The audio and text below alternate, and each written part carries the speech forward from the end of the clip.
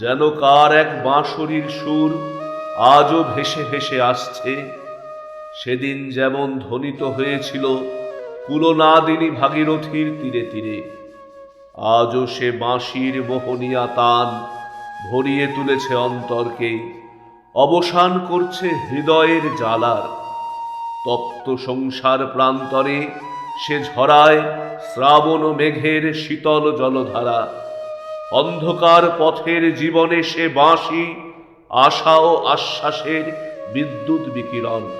ভ্রান্ত মানুষের কর্ণকুহরে সে ঢালে অমৃত সুরের সঠিক পথ নির্দেশনা। ওই তো আবার সে বাঁশির মূর্ছনা তরঙ্গায়িত হচ্ছে নিঝুম বনানীর ভেতর দিয়ে। বাজায় সে বাঁশুড়িয়া হৃদি যমুনার তীরে তীরে। সে যেন মহাতান সেন, তান তোলে হৃদয় ভাগীরথীর কুলে কুলে।